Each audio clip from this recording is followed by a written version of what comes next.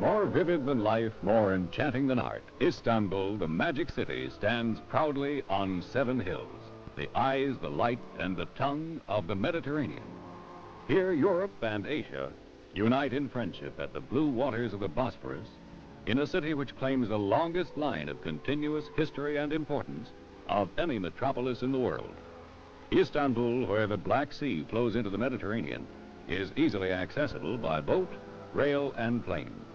Our story catches a few fleeting moments in the holiday pleasures of one young couple who visit the city in search of fun, information, and the flavor of a historic, age-old culture.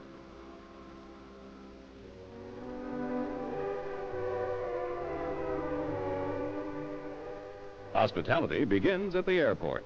Here, our couple's guide and companion first plays the role of a gracious hostess to a new pair of guests.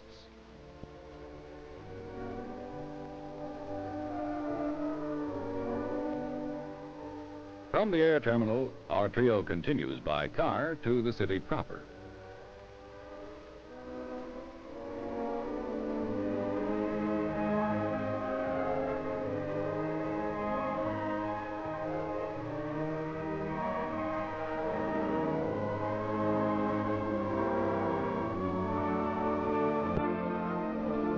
Information is readily available in concise, accurate English guidebooks, but a guided tour promises the personalized attention which many travelers most enjoy and put to best use.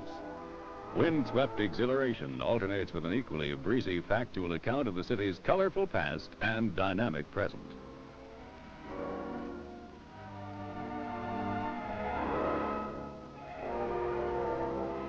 Our friends drive past the 2,000-year-old city walls, and here is but the first of many startling contrasts of old and new.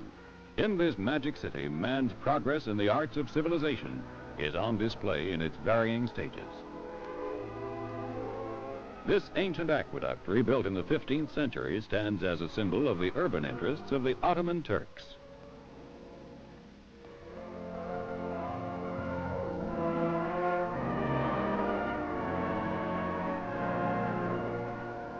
Across the Galata Bridge, we span the Golden Horn, an important landmark in history.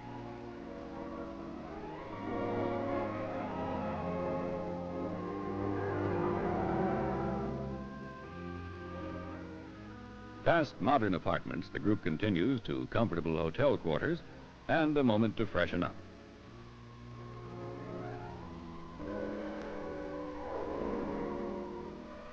Then a high point in the holiday, a visit to the famous Blue Mosque with its 6 lofty minarets. This overpowering religious edifice is a perfect example of the architectural skill of the Turks, who invented the cascading domes.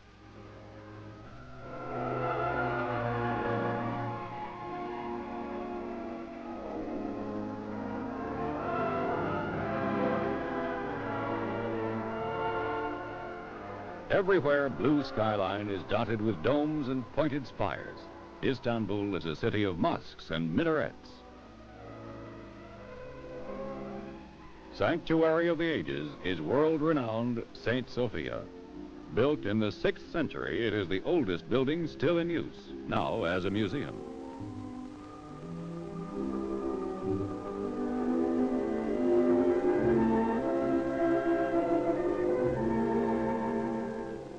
Largest and most grandiose of all the city's mosques is appropriately that of Sultan Süleyman the Magnificent. It rises from the crest of a cypress-gardened hill dominating the Golden Horn. Süleyman's mosque was built by Sinan, greatest of the Turkish architects, whose pupils designed work as far distant as India's Taj Mahal and the famous bridges of the Danube. Nearby, just as we would expect from the medieval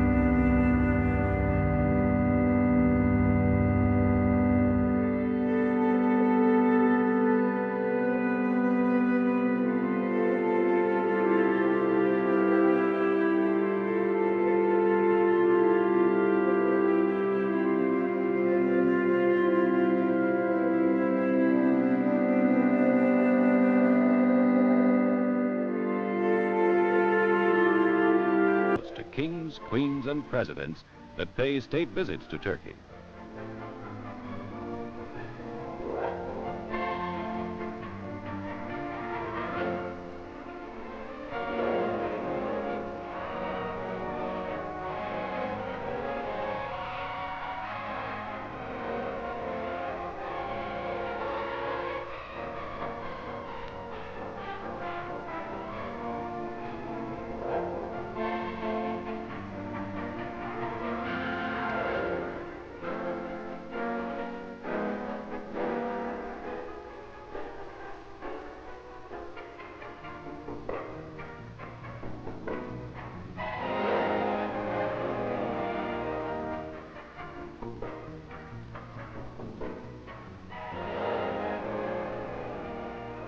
Our friends, having visited the palace, walked to a nearby open-air cafe at the seaside, an idea brought to Europe from here in 1554.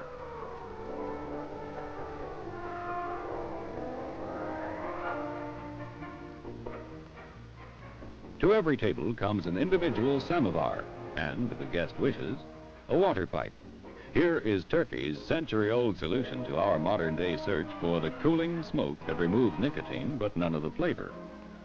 Tea is specially brewed for the customer.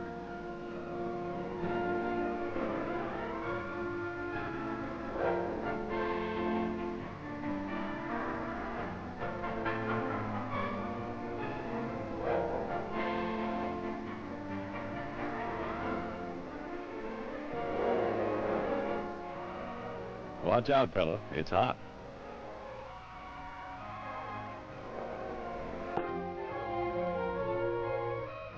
Every cup of the warming, delectable tea which the international visitor sips in the open-air cafes of Istanbul beside the Bosphorus becomes a gesture of appreciation and thanks for all that this magic city has to offer. In this country, the people say, a cup of coffee or tea commits one to 40 years' friendship. Our friends are eating paper helva, Turkey's starch and sugar specialty.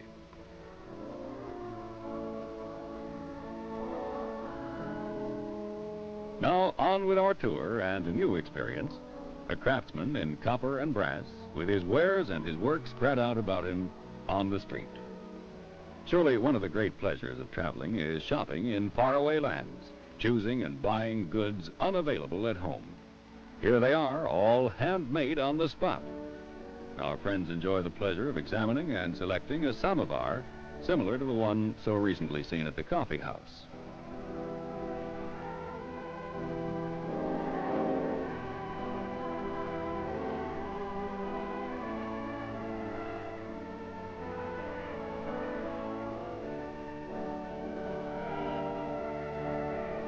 And soon it's theirs, a permanent reminder of a certain day in the streets of Istanbul.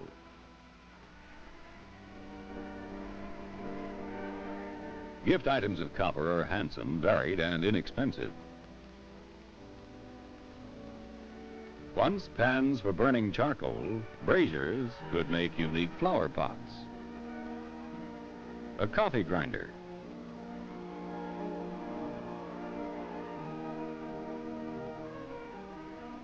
Bronze and copper have been craft traditions for centuries.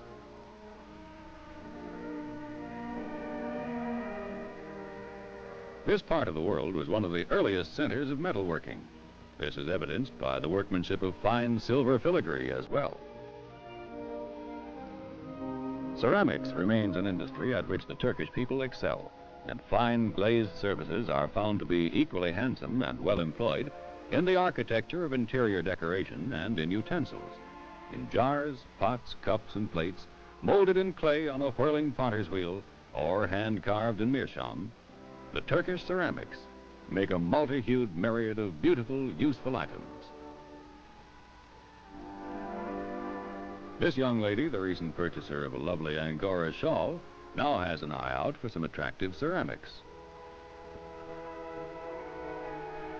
All the world knows the Turkish rug, and now we catch a glimpse of its loving and careful construction by workers trained in a tradition of intricate skills.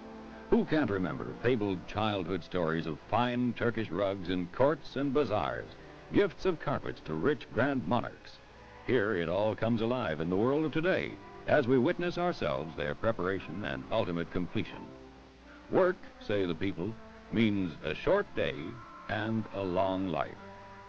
For every specimen, there's a unique design, historic in origin, yet personalized, as an individual artist elects to use special colors and to indulge his special feeling for variation.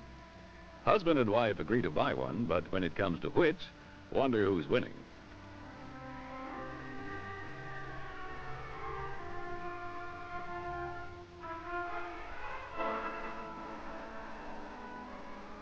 Trained artists use as inspiration the art and design of early days. Every step of embroidery and weaving is first carefully plotted in outline.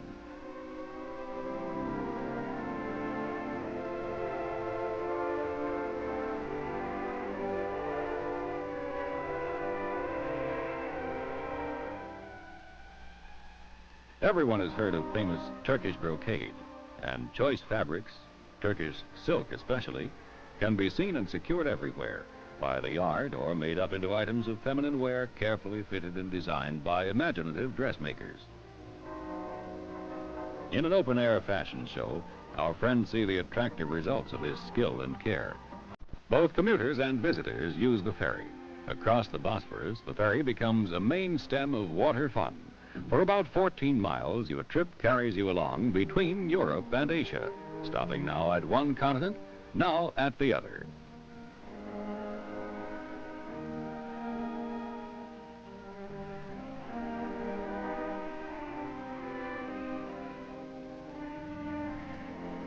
The Bosphorus is one of the most important gateways in the world, connecting the Black Sea with the Mediterranean by way of the Marmara Sea.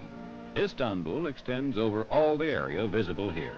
The western side of the Bosphorus is part of the continent of Europe, and a short 5-minute ferry ride takes us to the opposite shore, which geographically is part of Asia. This is one of the most exciting waterways in all the world, crowded with international and domestic trade, commuters, yachts, fishing boats, and swimmers.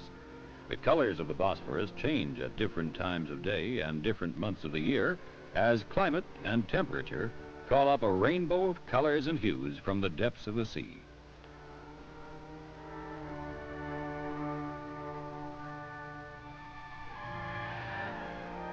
In a spot so scenic, rich in the enchantment of nature and the surge of busy life, royalty in past centuries built resorts to enjoy its pleasures. The palaces which resulted adorn the shoreline, and yachtsmen world over sail in to see them.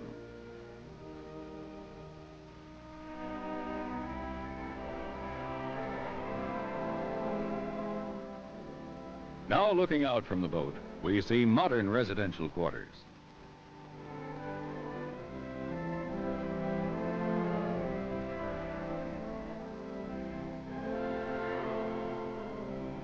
A few miles further up, our excursioning couple catch glimpses of the waterside life of Istanbul.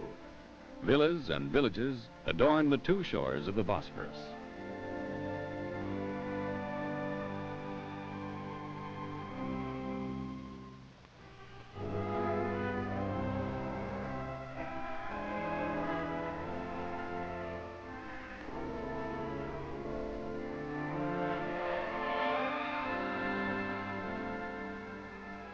People have always enjoyed this resort world, living on the water's edge and buying their food from the sea. All along the straits, boatsmen carry their cargoes of foodstuffs to waiting customers and marketplaces to bring the fruits of a seaborne service.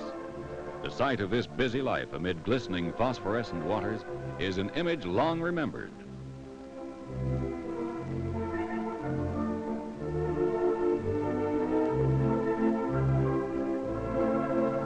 On the ferry itself, our couple sees other travelers greet the arrival of a waiter with rich Turkish coffee. At your service, with the time out to enjoy a pearl of Turkish invention.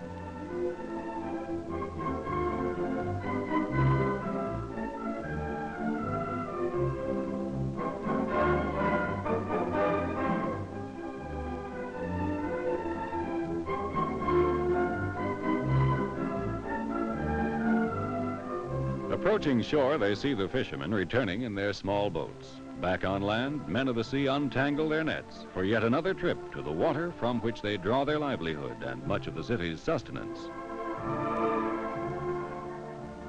And what catches? Like the lobster, glory of the sea.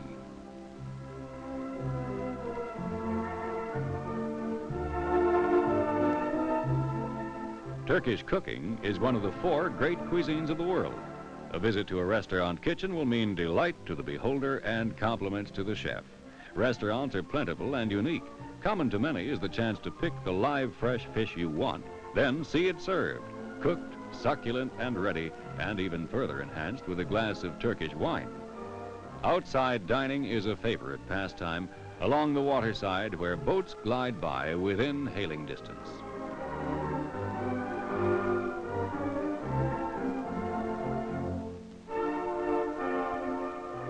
After the meal, a walk in the countryside in search of further entertainment, new or familiar, but surely interesting. This time, it's to a golf course.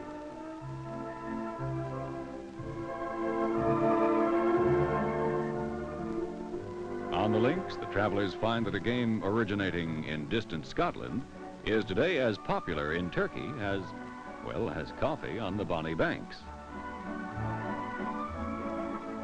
Thrills of horsemanship have become another sure and natural association with Turkey.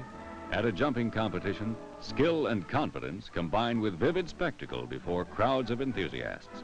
Incidentally, did you know it was some early unknown Turk, sad but wiser, who first said it is useless to lock the stable after the horse has been stolen? One afternoon, our young friends elected to pay a visit to the islands in the Marmara Sea. This was the time for a whirlwind check on the resort pleasures of a lively contemporary spot. And it started with a horse ride in a real-life surrey with a fringe on top, and young cowboys on burros to boot. With water so prominent in the lives of the people here, no one would find exceptional the attention attached to the fun of sailing.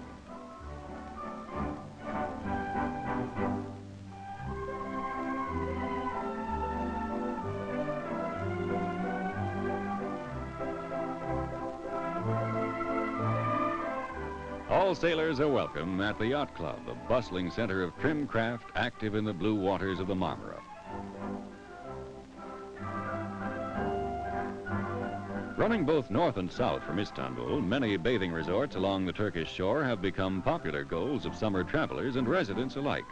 The shoreline is studded with many of the finest beaches in all Europe. In Istanbul, this flight into the pages of history is continued with a pleasant dip into the blue sea.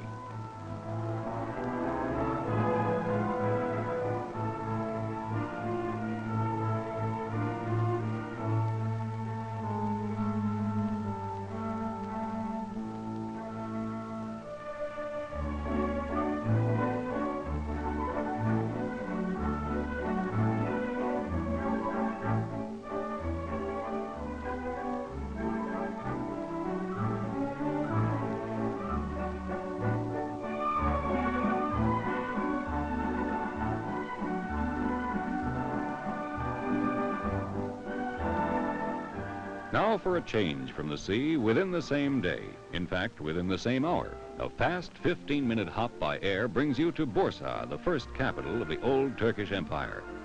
This neighbor area to Istanbul is the setting for snowfields even in summer, and in the winter, a skier's paradise. Also, it's the seat of healthful mineral baths, world famous for aid to rheumatism and arthritis.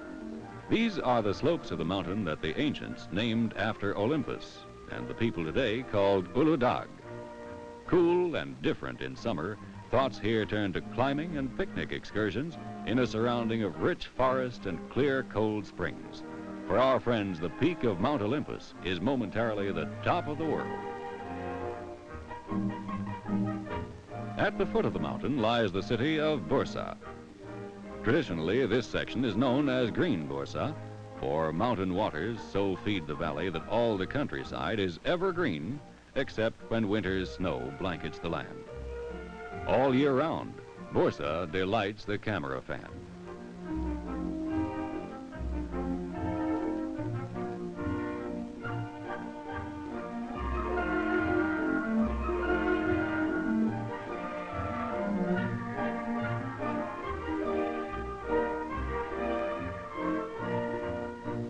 Narrow streets and historic houses remind us of the city's age, while sumptuous mosques, tombs, baths, monuments, and fountains evidence its early predominance as a Turkish pantheon.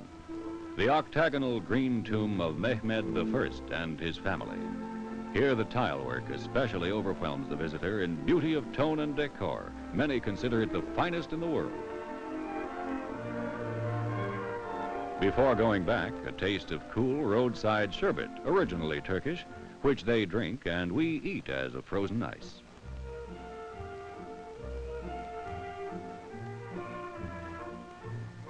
Upon their return to Istanbul, our travelers were fortunate